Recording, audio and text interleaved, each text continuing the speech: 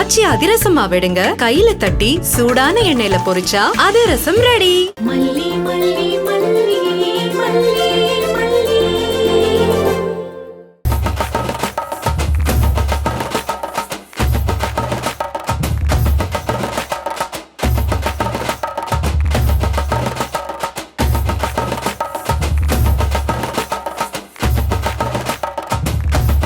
என்னம்மா பண்ணிட்டு இருக்க? நான் உனக்கு மாலை போட ரெடி பண்ணிட்டு இருக்கேன்.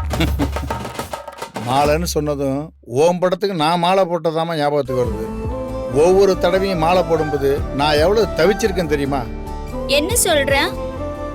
அதை விடுமா, நீ என்ன பண்றியோ பண்ணு.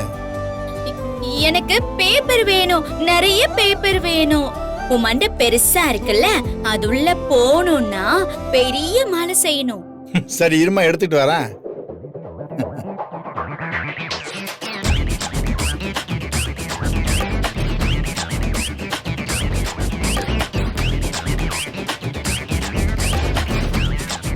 இந்தாம்மா.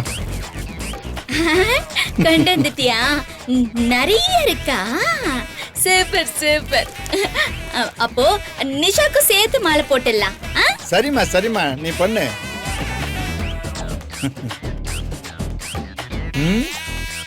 என்ன பண்ணிட்டு இருக்க? வீடு முழுசா குப்பை அரிச்சு போட்டுட்டு இருக்க. அப்பா என்ன இது? விடுமா, சின்ன வயசுல நீங்க ரெண்டு பேரும் இப்படித்தான் விளையாடிட்டு இருந்தீங்க. இன்னைக்கு இவ சின்ன பிள்ளையா இருக்கா. இவ புள்ள வந்து விளையாட வேண்டியது விதி விளையாடிருச்சு. இப்ப இவ தனியா விளையாடிட்டு இருக்கிறா. நீயும் அக்கா கூட விளையாடுமா? எல்லாம் என் தலை எழுத்து. என்ன அப்படி பாக்குற? கோந்து பசை எடுத்துட்டு வரியா? அது நல்லா ஒட்டும். மங்களம் இருக்கால, அதான் மாரியண்ணா கூட அவ சோத்து பசை வச்சுதான் ரூபாயெல்லாம் ஒட்டுவா. போ, நீ போய் எடுத்துட்டு வா.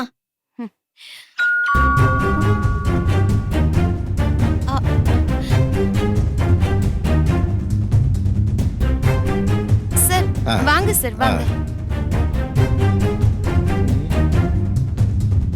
வாங்க சார். வரேன்.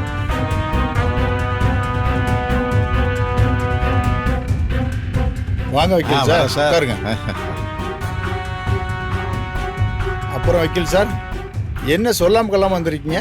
என்ன மேடம், சார் கிட்ட சொல்லையா நீங்க? என்ன நிஷா, வக்கீல் வர்றது உனக்கு தெரியுமா? தெரியுமாவா? அவங்க ஃபோன் பண்ணி தான் சார் வர சொன்னாங்க. என்னம்மா இது, என்கிட்ட நீ சொல்லவே இல்லையே, என்ன விஷயம்? ஆல்ரெடி நம்ம பேசின விஷயம் தான்ப்பா.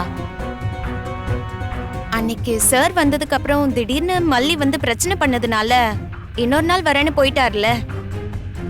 இப்பதான் எல்லாம் செட்டில் ஆயிடுச்சுல, அதான் நான் வர சொன்னேன்.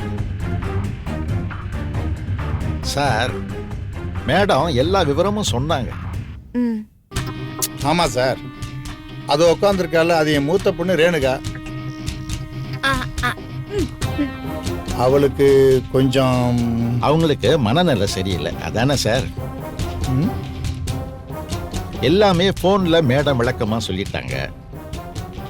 அதனாலதான் வக்கீல் சார் அந்த விஷயத்தை அப்படியே விட்டுட்டேன்.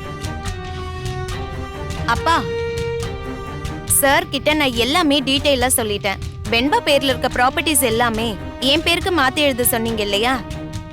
டாக்குமெண்ட்லாம் டேட் மாத்தி ரெடி பண்ணி கொண்டு வந்திருப்பாருன்னு நினைக்கிறேன். அப்படிதானே சார்?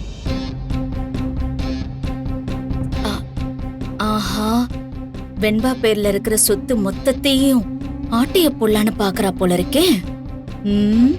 இல்ல மேடம், அதுல கொஞ்சம் சட்ட சிக்கல்கள் இருக்கு. அத நேர்ல உங்களுக்கு எக்ஸ்பிளைன் பண்ணலாம் தான் இங்க வந்தேன்.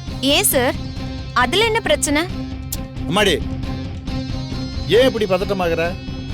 மெதுவா பண்ணுவோமேமா. ஆமா மேடம், இப்போதைக்கு இந்த விஷயங்களை பண்றேங்கிறது சரியில்லை. உங்க அக்கா மனநல சரியில்லாம இருக்கிற இந்த நிலைமையில மாத்தி எழுதுறது சரியா வராது. சார், அதுக்கும் இதுக்கும் என்ன சார் சம்பந்தம்? கதிரேசன் சார், உங்க பேத்தி மேல சொத்தை எழுதி வைக்கிறது லீகலா ஓகே தான். அந்த குழந்தைக்கு நீங்க கார்டியனே இல்ல. அதோட ரேணுகா உயிரோட வந்திருக்காங்க. இன்னொரு முக்கியமான விஷயம், உங்க மாப்பிள்ளை விஜய் தான் இப்போதைக்கு அந்த குழந்தைக்கு கார்டியன். அவர் தான் கஸ்டடி கேஸ்ல வின் பண்ணியும் இருக்காரு. அப்படின்னா சொத்தெல்லாம் விஜய் கைக்கு தான் போகுமா? அப்போ நான் இங்க இருக்கிறது வேஸ்டா? சார், ஆனா என் மாப்பிள்ளை 2வது கல்யாணம் பண்ணியிருக்கிற மல்லி கூட தானே இருக்காரு. சார், மனைவி மனநிலை சரியில்லைன்னா 2வது கல்யாணம் பண்றது ஓகே தான். இது என்ன சார் ரூல்? லீகலா ரேணுகா குணமாகிற வரைக்கும் நீங்க எதுவுமே மூவ் பண்ண முடியாது.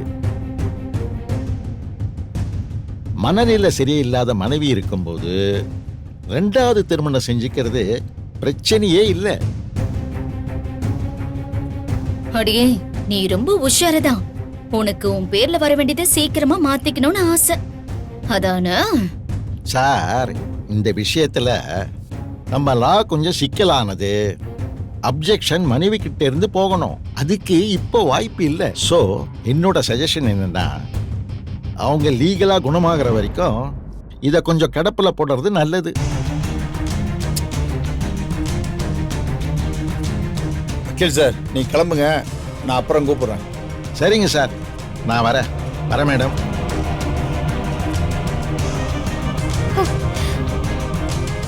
இந்த வீடியோ உங்களுக்கு பிடிச்சிருந்தா லைக் பண்ணுங்க, ஷேர் பண்ணுங்க, காமெண்ட் பண்ணுங்க. மறக்காம சரிகமா டிவி ஷோஸ் தமிழுக்கு சப்ஸ்கிரைப் பண்ணுங்க.